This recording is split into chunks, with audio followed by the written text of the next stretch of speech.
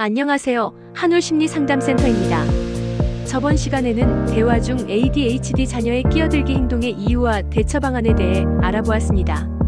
이번 시간에는 ADHD 아이가 자주 잊어버리는 특성이 있을 때의 해결 방법에 대해서 알아보겠습니다.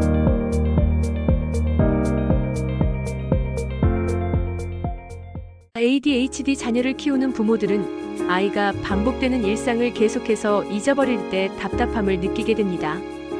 부모가 여러 번 강조해도 숙제나 준비물을 잊고 비싼 스마트폰이나 우산을 잃어버리며 씻는 것조차 잊어버리는 일이 많습니다.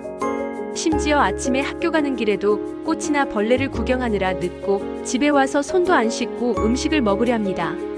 이런 행동이 매일 반복되면 부모는 지치고 화가 날 수밖에 없습니다.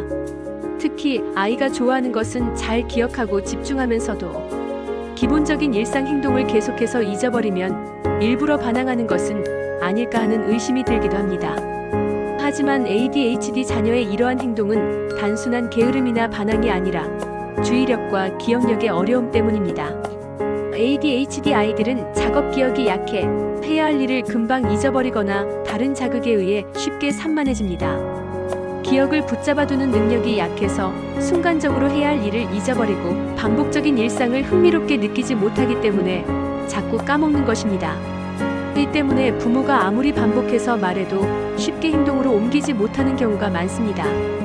부모가 이 문제를 해결하기 위해서는 아이의 특성을 이해하고 효과적인 방법을 찾아야 합니다. 우선 ADHD 자녀는 듣는 것보다 보는 것을 통해 정보를 더 잘 기억합니다.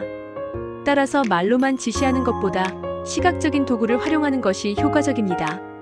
예를 들어 집안 한쪽 벽에 화이트보드를 설치하고 해야 할 일을 목록으로 적어두는 방법이 있습니다. 글뿐만 아니라 그림이나 색깔을 활용하면 더 효과적일 수 있습니다. 또한 아이가 한 번에 여러 가지를 기억하고 실천하는 것은 어렵기 때문에 하나씩 연습하도록 도와야 합니다.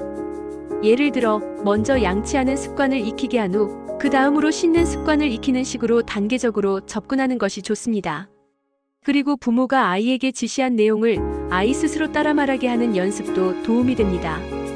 예를 들어 학교 가기 전에 가방을 챙긴다라고 아이가 직접 말하면서 행동으로 옮길 수 있도록 유도하는 것입니다.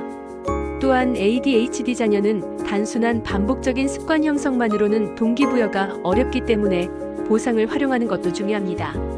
아이가 해야 할 일을 꾸준히 하면 작은 보상을 주는 방식인데 보상의 시기를 적절하게 조절하는 것이 중요합니다. 너무 빠르면 행동을 숙달하기 전에 보상을 받게 되어 효과가 떨어지고 너무 늦으면 중간에 포기할 가능성이 높습니다. 일반적으로 처음에는 1-2주 간격으로 보상을 주면서 점차 스스로 할 수 있도록 유도하는 것이 좋습니다. 보상의 종류는 아이가 좋아하는 것으로 정하고 점점 자율적으로 행동할 수 있도록 조절해야 합니다. 부모들은 언제까지 이렇게 도와줘야 하나? 라는 고민을 많이 합니다.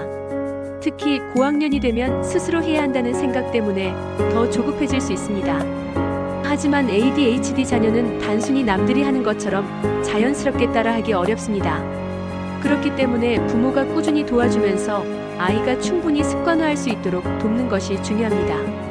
사춘기가 되면 부모의 개입이 더욱 어려워질 수 있기 때문에 그 전에 생활 습관을 제대로 익히게 해야 합니다. 결국 ADHD 자녀가 일상을 잘 관리하도록 돕기 위해서는 부모의 인내와 맞춤형 전략이 필요합니다. 아이의 특성을 이해하고 적절한 방법을 적용하면 ADHD 자녀도 조금씩 생활 습관을 익혀나갈 수 있습니다. 중요한 것은 아이가 일부러 반항하는 것이 아니라는 점을 이해하고 부모가 감정을 조절하며 아이를 도울 수 있는 환경을 만들어주는 것입니다. ADHD 자녀에게 필요한 것은 부모의 반복적인 잔소리가 아니라 효과적인 방법을 활용한 꾸준한 연습과 적절한 보상입니다. 부모가 적절한 방법을 사용하면 ADHD 자녀도 스스로 생활을 챙길 수 있는 힘을 길러갈 수 있습니다. 지금까지 영상을 시청해주셔서 감사합니다.